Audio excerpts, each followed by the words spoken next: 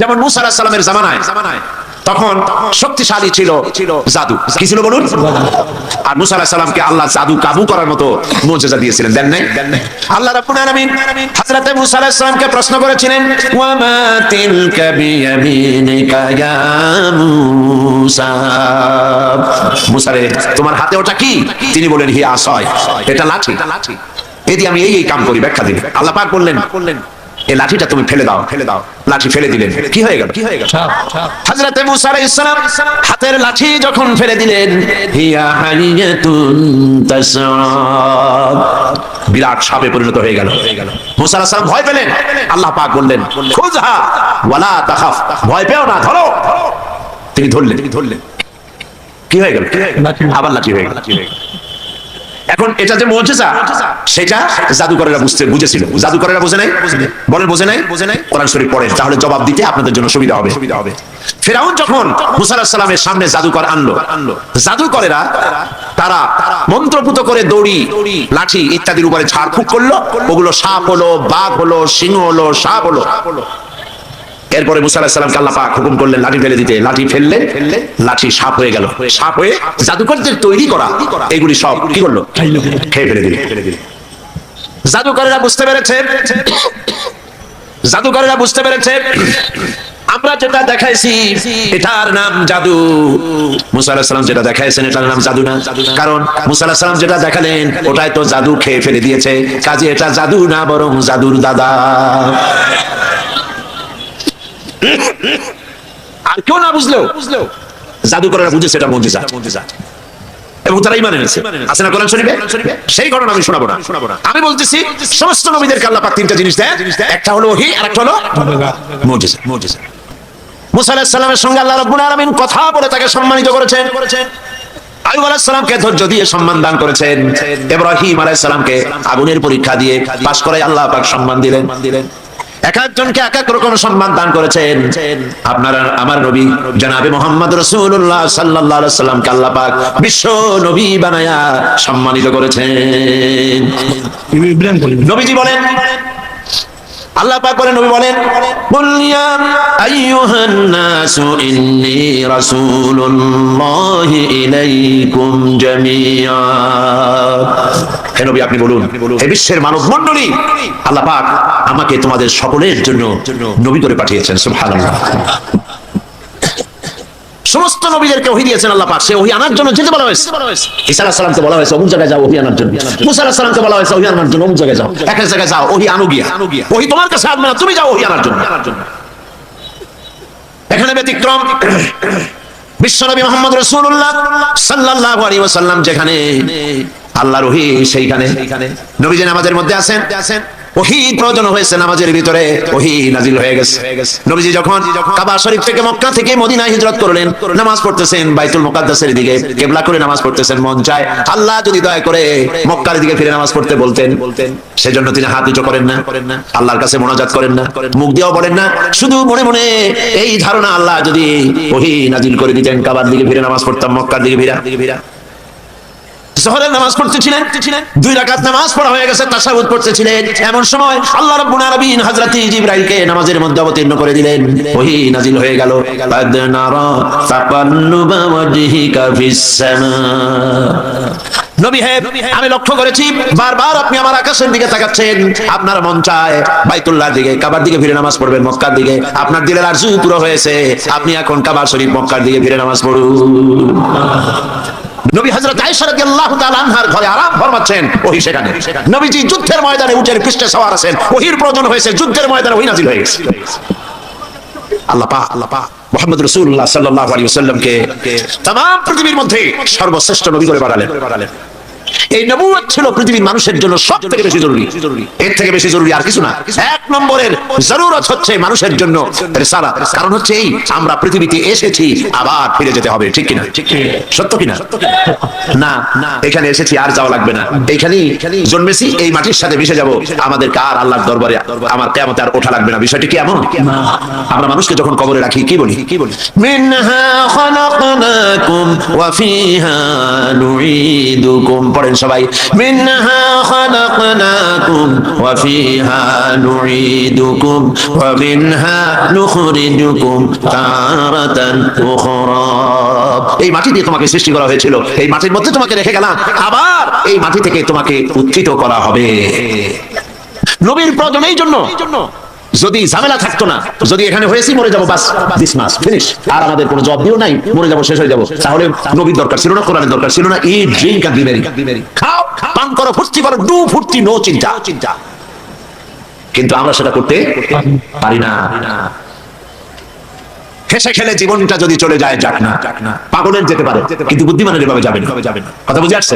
বুদ্ধিমানের এভাবে যাবে না। এই পৃথিবীতে এসেছি, আবার ফিরে যেতে হবে আল্লাহ পাকের কাছে। সেই জন্য আমাদের জীবনের তিনটা স্তর আছে, একটা স্তর পেরিয়ে এসেছি, ওইটা হলো আলমে আরওয়াহ। ওইটার নাম কি? আলমে আরওয়াহ, রূহের জগৎ। এখন যেখানে আছি এটা হলো আলমে আসবাব। এরপর আরেকটা জগতে প্রবেশ করব, সেটার নাম হলো আলমে বারজাখ। কয়টা হলো? তিনটা। যেটা ছেড়ে এসেছি ওইটা কাইফিয়াত জানা নাই, কি অবস্থায় ছিলাম আমিও জানি না, আপনারাও জানেন না। এটা ঠিক কিনা? যেখানে আসি কয়েকদিনের জন্য মেহমান, আসি কয়েকদিন, আবার এখান থেকে আমাদের বিদায় হতে হবে। যেখানে যাব ওই জায়গার কাইফিয়ত কোরআন হাদিসে যেটুকু জানি, এর থেকে বেশি কেউ কিছু বলতে পারবে না। একজন মৃত মানুষ জিন্দা হয়ে বলতে পারে নাই যে আজরাইল আসলে এরকম এরকম জান কবজ করে, কবরে গেলে এরকম এরকম হয়, তারপরে এরকম এরকম হয়, এরকম কেউ কি বলছে? স্বপ্ন কি হয়, স্বপ্নেও কেউ বলে। এই জন্য সতর্ককারী পাঠায় দেওয়া আল্লাহর দায়িত্ব। আল্লাহ পাক আমাদেরকে সৃষ্টি করে অন্ধকারে ছেড়ে দিয়েছেন, এমনটি নয়। আলহামদুলিল্লাহ, এটা হচ্ছে কোরআন শরীফ, আল্লাহ নবীর জীবন্ত মুজিজা। দুনিয়ায় আল্লাহ পাক নবীদের পাঠিয়েছেন, এক এক নবীকে এক এক ধরনের মর্যাদা দিয়েছেন, সম্মান দিয়েছেন, এক এক ধরনের সম্মান। কারো উপরে কাউকে আল্লাহ পাক বিশেষ বিশেষ সম্মান দান করেছেন। পৃথিবীতে নবী ইলেকশনে হয় না, নবী ভোটের মাধ্যমে নবী হয় না, নবী হয় সিলেকশনের মাধ্যমে। কিসের মাধ্যমে হয় বলেন? সিলেকশন। কে সিলেকশন করে বলেন? কে করে? আল্লাহ রাব্বুল আলামিন সিলেকশন করেন। কাকে তিনি নবী বানাবেন কেবলমাত্র তিনিই জানেন। পৃথিবীর সমস্ত মানুষ যদি একযোগে চেষ্টা চালায় কাউকে নবী বানাবার জন্য, নবী বানাইতে পারবে না। কারণ নবী হওয়ার জন্য তিনটি শর্ত সব থেকে বেশি জরুরি।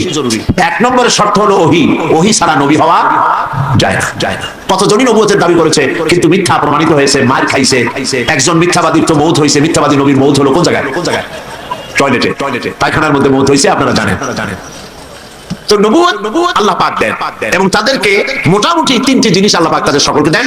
একটা হলো ওহী, আরেকটা হলো মুজিজা, আরেকটা হলো উন্নত মানের চরিত্র। এই তিনটি জিনিস মোটামুটি সকল নবীদেরকে দেওয়া হয়। ওহী ছাড়া নবী হওয়া যায় না।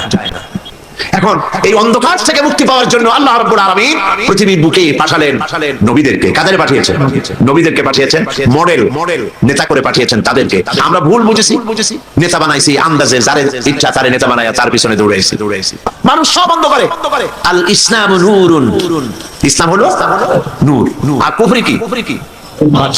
বাতিল, অন্ধকার। ইসলাম একমাত্র পথ, নূর, আলো। এই আলোর পথে আনার জন্য কোরআন নাযিল করেছেন। আল্লাহ যা করেছেন, শয়তান তার সামনে আরেকটা করেছে। করে নাই? করেছে। আল্লাহ রাব্বুল আলামিন তিনি অর্থনীতির ক্ষেত্রে সুষম বন্টন নীতির জন্য অর্থনীতির ক্ষেত্রে আল্লাহ দিয়েছেন যাকাত। শয়তান তৈরি করেছে সুদ। পৃথিবীর মানুষের কল্যাণের জন্য আল্লাহ দিয়েছেন ইসলাম। শয়তান তৈরি করেছে ধর্মনিরপেক্ষ মতবাদ। ঠিক কিনা বলে? ঠিক সম্পূর্ণ উল্টা। এরকম বহুত বলা যাবে, একটা সামনে আরেকটা। আল্লাহ যা করেছেন তার উল্টা আরেকটা শয়তান করেছে। হবে, মরলে কি হবে, মরার পর কি হবে, হাসরে কি হবে, মিজানে সিরাতে কি হবে, সব বলেছেন। কাদের মাধ্যমে বলেছেন? মহা সত্যবাদীদের কাছে মুখ থেকে বের করেছেন, যারা জীবনেও মিথ্যা কথা বলেন না। বলেন সুবহানাল্লাহ। আল্লাহ পাক এই কথাগুলি বলাইছেন নবীদের দিয়ে। সুবহানাল্লাহ বলবেন না? হাবিজাবি নেতা দিয়ে বলেন নয়। দুনিয়ায় যত নেতা আছে দেখেন, নবীদেরকেও দেখেন আর ওই সব নেতাদেরকেও দেখেন। পৃথিবীর পথ তো দেখাইছে দুই ধরনের মানুষেরাই। একথা আমি আরো অনেকবার বলেছি। দার্শনিকরা পথ দেখাইছে, রাজনৈতিক নেতৃবৃন্দরা পথ দেখাইছে, আর দেখিয়েছেন নবীরা। আমরা কাদের পথ অনুসরণ করবো? দার্শনিক, কবি, সাহিত্যিক, কোনো মানে নাই, দাম নাই। কবিদের পথে তো যাওয়ার কোনো মানেই নাই। কারণ কবিরা যা বলে কাজে তা করে না। পৃথিবীতে কবিরা ভাবা বেগে চলে। এর মধ্যে ভালো হলো ওই সব কবি যারা আল্লাহর ভয় করে, নেক আমল করে, এরা হলো ভালো কবি। কবির উপরে, সাহিত্যিকের উপরে আমার আলোচনা আজকে না, এ ব্যাপারে আমার বক্তৃতা আছে, আপনারা খুঁজতে পাবেন। আমার বক্তব্য হচ্ছে পৃথিবীর কবি, সাহিত্যিক, দার্শনিক, রাজনৈতিক নেতা থেকে নবীরা সম্পূর্ণ স্বতন্ত্র। এইটা আমি বুঝাতে চাই। আমরা কি বুঝতে পারতেছি? বুঝতে পারতেছি না? কোন গুনাহ করেন না। মুহাম্মদ রাসূলুল্লাহ সাল্লাল্লাহু আলাইহি ওয়াসাল্লাম কেমন নেতা দেখেন। যার কথা শুনবেন তার সম্পর্কে তো আগে একটা ধারণা হইতে হবে। নবীর কথা মতো চলবো, রাজনৈতিক নেতাদের কথা মতো চলবো না, দার্শনিক রাজনৈতিক নেতা এদের কথা মতো চলবো না, নবীদের কথা মতোই চলবো। কারণ কি? কারণ প্রত্যেক ব্যক্তির, সাধারণ মানুষের পদস্খলন ঘটেই, ভুল হয়। নবীদের ভুল হয় না, কারণ আল্লাহ নিজে তাদেরকে কন্ট্রোল করে। কথা কি বুঝে আসে? এবার লক্ষ্য করুন, আল্লাহর নবী মুহাম্মদ রাসূলুল্লাহ সাল্লাল্লাহু আলাইহি ওয়াসাল্লাম তিনি বলেছেন, ও আমার স্ত্রীরা, ও আমার সাহাবীরা, দিনের আলোতে এবং রাতের আধারে আমার ভিতরে আমার যে সব আচরণ, আমার চালচলন, আমার আচরণ, আমার কথাবার্তা, আমার মুআমালাত, আমার মুআশারাত, যা কিছু দেখতে পাও সবগুলি খুলে খুলে মানুষের সামনে বলে দাও। সব বলো, কোনো কথা বাদ রেখো না। কারণ মুহাম্মদ সাল্লাল্লাহু আলাইহি ওয়াসাল্লামকে আল্লাহ পাক বানিয়েছেন মডেল, তিনি হলেন আদর্শ, গোটা বিশ্ববাসীর জন্য তিনি আদর্শ। কোরআনে কারীমে রব্বুল আলামিন বলেছেন, লাকাদ কানা লাকুম ফি রাসূলিল্লাহি উসওয়াতুন হাসানাহ, তোমাদের জন্য মহত্তম গ্রহণযোগ্য আদর্শ হতেছেন তোমাদের রাসূল মুহাম্মদ সাল্লাল্লাহু আলাইহি ওয়াসাল্লামের ভেতরেই তোমাদের আদর্শ আমি রেখে দিয়েছি। দুনিয়ায় নবী করিম সাল্লাল্লাহু আলাইহি ওয়াসাল্লামের চরিত্রে, তার ক্যারেক্টারে, তার আখলাকের সার্টিফিকেট আল্লাহ পাক নিজেই দিয়ে দিচ্ছেন। সুবহানাল্লাহ। আল্লাহ পাক কোরআনে কারীমের মধ্যে বলেছেন, ওয়া ইন্নাকা লাআলা খুলুকিন আযীম, নবী হে আপনি হচ্ছেন মহৎ চরিত্রের উপরে প্রতিষ্ঠিত, মহান চরিত্র আপনার। সুবহানাল্লাহ বলবেন না? নবী করিম সাল্লাল্লাহু আলাইহি ওয়াসাল্লাম শ্রেষ্ঠ চরিত্রের অধিকারী, তার চাইতে শ্রেষ্ঠ চরিত্রবান আকাশে নিচে জমিনের উপরে আল্লাহ পাক আর বানাননি। সেই জন্য নবীদের কথা অনুযায়ী চলতে হবে। আল্লাহ পাক তাই বলছেন, ওয়া আলাল্লাহি কাসদুস সাবিল, সোজা রাস্তা বলে দেওয়ার দায়িত্ব আমার। ওয়া মিনহা জাইর, যেখানে আছে বাঁকা পথ, এই পৃথিবীতে বাঁকা পথ আছে বলেই তো সোজা পথের কথা আল্লাহ পাক বলছেন, ঠিক কি না?